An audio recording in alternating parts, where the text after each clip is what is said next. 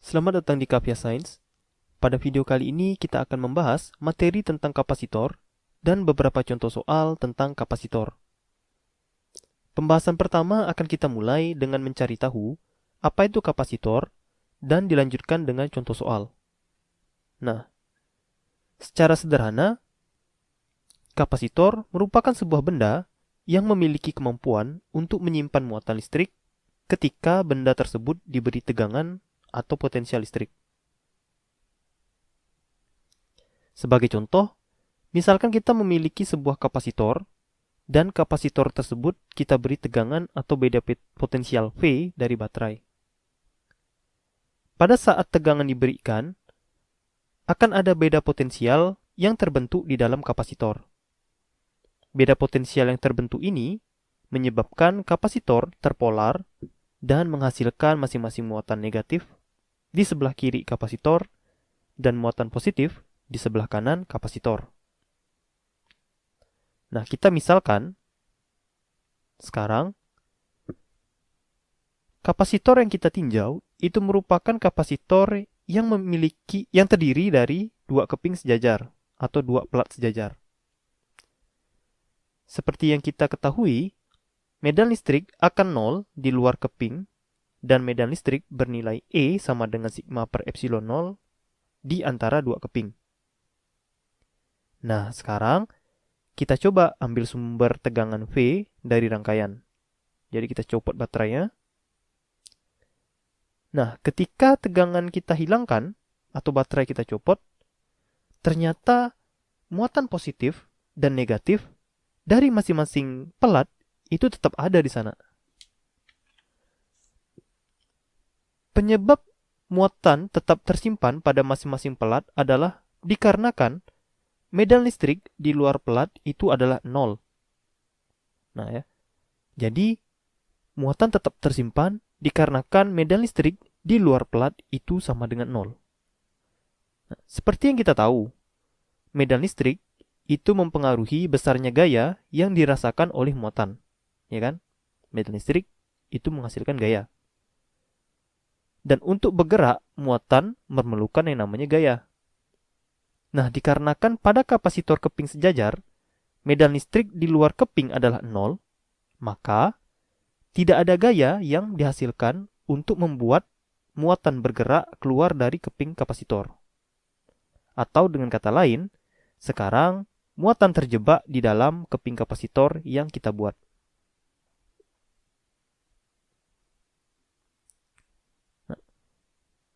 Untuk besarnya kemampuan sebuah kapasitor menjebak muatan pada setiap tegangan atau beda potensial yang diberikan dinamakan dengan kapasitas kapasitor. Nah, kapasitas kapasitor ini dituliskan sebagai C sama dengan Q per V. Dengan C itu merupakan kapasitas kapasitor, satuannya Coulomb per volt, atau biasanya kita kenal dengan farad. Q itu merupakan muatan listrik, dan V itu merupakan beda potensial, satuannya volt. Nah, kapasitas kapasitor ini merupakan besaran yang konstan ya untuk masing-masing benda. Sehingga apabila kita memberikan tegangan yang berbeda pada kapasitor, nilai kapasitasnya tidak akan berubah, namun jumlah muatan yang tersimpanlah yang berubah. Nah, maksudnya gimana? Mari kita coba kerjakan contoh soal. Sebagai contoh, misalkan kita memiliki sebuah kapasitor dengan kapasitas C sama dengan 2,5 kali 10 pangkat min 6 farad. Nah, kita diminta untuk menentukan besarnya muatan yang dihasilkan untuk V yang berbeda-beda. Di sini, untuk yang A, V yang digunakan adalah 10 volt, yang B, V-nya sama dengan 20 volt, yang C 30 volt, dan D 40 volt. Nah, untuk mengerjakan soal ini, kita ingat bahwa C itu kan sama dengan Q per V. Maka kita bisa tuliskan Q sama dengan C per V. Ya kan? Nah, di sini, untuk A sama dengan 10 volt, kita bisa dapatkan QA itu sama dengan C dikali VA. Nah, langsung saja, C-nya itu sama dengan 2,5 kali 10 pangkat min 6 dari soal. Dan VA-nya adalah 10 volt. Ketika kita kalikan, kita dapatkan QA itu sama dengan 25 kali 10 pangkat min 6 kulong. Selanjutnya kita lanjut ke B. Nah, di B, muatan yang dihasilkan itu dapat diperoleh dengan mengalihkan C, kapasitas kapasitornya, dengan tegangan B. Nah, tegangan B itu sama dengan 20 volt. Berarti QB itu sama dengan 2,5 kali 10 pangkat min 6 dikali 20. Nah, jika kita kalikan, ternyata muatan B saat voltase sama dengan 20 volt adalah 50 kali 10 pangkat min 6 kulong. Selanjutnya untuk yang C, V-nya itu sama dengan 30 volt. Berarti QC sama dengan C dikali tegangan C atau VC. Nah, QC itu sama dengan 2,5 kali 10 pangkat min 6 dikali 30. Nah, perkalian ini kita dapatkan QC sama dengan 75 dikali 10 pangkat min 6 kulong.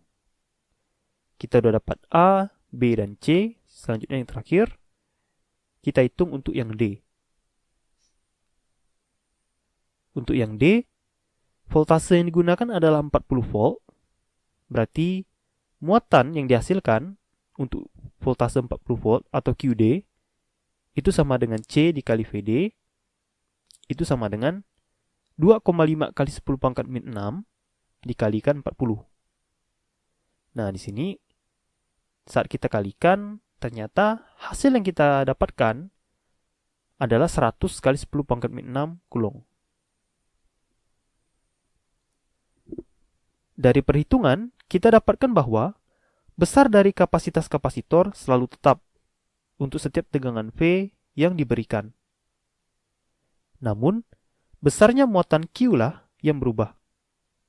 Dari perhitungan, kita dapatkan ternyata semakin besar tegangan yang diberikan, semakin besar muatan yang dihasilkan atau disimpan oleh kapasitor tersebut.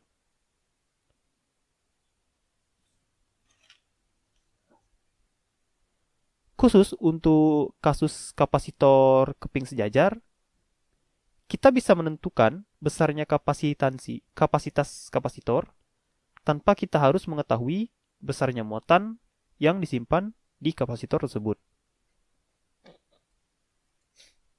Jadi kita bisa menghitung besarnya kapasitas kapasitor meski kita tidak tahu berapa muatan yang disimpan gitu ya. Nah, misalkan jika kita ingat kembali, kan muatan di keping sejajar itu bisa dituliskan sebagai Q sama dengan sigma dikali A, ya kan? Di materi sebelumnya, medan listrik untuk keping sejajar, nah, Q itu sama dengan sigma dikali A. Dan medan listrik di antara dua pelat itu sama dengan sigma per epsilon 0. Nah, jika kita substitusikan atau kita masukkan nilai Q sama dengan sigma dikali A dan E sama dengan sigma per epsilon 0 ini ke rumus kapasitas kapasitor, maka kita akan dapatkan C itu sama dengan Q per V. Nah, V-nya kita ubah dulu menjadi E kali D. Maka kita akan peroleh C sama dengan yang Q-nya kita ganti jadi sigma dikali A. Yang Q yang atas nih kita ubah jadi ini, sigma kali A. Dan E-nya kita ubah menjadi sigma per epsilon 0. Nah, ini. Sekarang, kita bisa hilangkan sigmanya dan epsilon 0-nya kita naikkan ke atas. Sehingga, rumus kapasitas kapasitor untuk dua keping sejajar sekarang adalah A dikali epsilon 0 per D. Dengan A itu merupakan luas permukaan keping, satuannya meter kuadrat. D itu adalah jarak antara pelat. Dan epsilon 0 itu adalah konstanta permitivitas. Besarnya adalah 8,85 dikali 10 pangkat min 12. Satuannya Coulomb kuadrat per Newton meter kuadrat.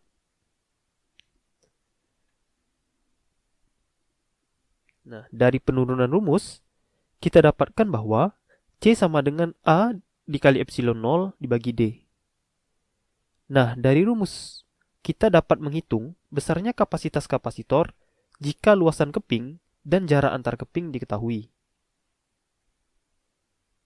Namun, perlu dicatat, rumus C atau kapasitas kapasitor di atas ini hanya berlaku jika tidak ada material apapun di antara kedua pelat. Jadi, rumus C sama dengan A epsilon 0 per D ini hanya berlaku kalau di antara pelat ini tidak ada apa-apa ya. Atau kita bisa katakan kedua pelat ini terhubung tak dalam vakum gitu ya. Bukan terhubung, lebih ke kedua pelat ini terdapat dalam vakum gitu. Dan jika kita menyisipkan material, misalnya di antara pelat ini kita sisipkan material atau bahan dielektrik, maka kita harus ubah lagi rumusnya. Jadi kita tidak bisa pakai lagi rumus yang C sama dengan A epsilon 0 per D. Kita tidak bisa pakai langsung, kita harus sesuaikan. Nah, untuk penyesuaiannya, sebenarnya tidak terlalu banyak penyesuaiannya. Kita tinggal kalikan K dengan C yang tadi. Nah, jadi K ini merupakan konstanta dielektrik. Konstanta dielektrik itu merupakan konstanta yang dikandung benda ya. Jadi konstanta dielektrik ini beda-beda untuk masing-masing benda. Misal bendanya apa, ya konstantanya beda. Nah, dengan demikian, misalkan kita menyisipkan sebuah benda, material atau material dielektrik di antara keping sejajar kita, maka rumus kapasitas kapasitornya akan berubah menjadi CD sama dengan K dikali C. Nah, yang mana ini C saat kedua kapasitor ini berada dalam vakum ya. Tidak ada apa-apa. Sedangkan K ini merupakan konstanta dielektrik. Nah, itu masing-masing benda ada konstantanya.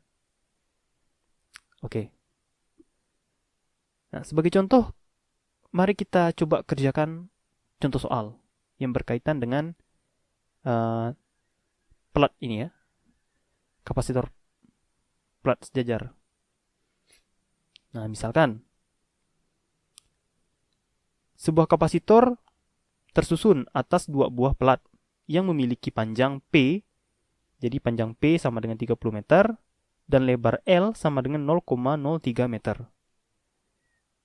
Jika jarak antara pelat adalah D sama dengan 2,5 kali 10 pangkat min 4 meter atau 0,25 mm, maka kita diminta untuk mencari yang pertama kapasitas kapasitor saat keadaan vakum, dan yang kedua kita diminta untuk mencari kapasitas kapasitor jika di antara kedua kapasitor itu disisipi sebuah bahan dengan konstanta dielektrik K sama dengan 27. Nah, pertama-tama untuk mengerjakan contoh soal ini, kita hitung dulu luas pelat yang kita gunakan. Nah, luas pelat itu kan sama dengan A sama dengan P kali L. Nah, P-nya itu sama dengan 30 dan L-nya sama dengan 0,03 meter. Jadi luasan pelat yang kita gunakan adalah 0,9 meter kuadrat. Nah, itu udah selesai. Selanjutnya kita akan menghitung kapasitas kapasitor saat vakum, yang A ya. Nah, di sini saat vakum, kapasitas kapasitor itu sama dengan A dikali epsilon 0 dibagi D. Nah, ya sudah. A-nya itu sama dengan 0,9, epsilonnya sama dengan 8,85 kali 10 pangkat min 12, dan jarak antara kedua pelat atau D itu sama dengan 2,5 kali 10 pangkat min 4 meter. Oke. Nah, di sini dari perhitungan, misalkan kita gunakan kalkulator, didapatkanlah C atau kapasitas saat vakum itu sama dengan 3,186 dikali 10 pangkat min 8 farad. Nah, itu untuk bagian yang vakum ya, yang A. Selanjutnya, bagaimana jika kita sisipkan bahan gitu? Dengan dengan konstanta dielektriknya sama dengan 27. Nah, saat kita sisipkan bahan, kita harus ingat berarti kapasitas dari kapasitornya berubah. Kita harus kalikan K dengan C yang kita dapat sebelumnya. Nah, K-nya itu sama dengan 27 dan C-nya sama dengan 3,1 kali 3,186 dikali 10 pangkat min 8. Maka kita hasilkan konstanta dielektrik. Maksudnya kapasitas kapasitor dielektrik itu sama dengan 86,022 kali 10 pangkat min 8 farad.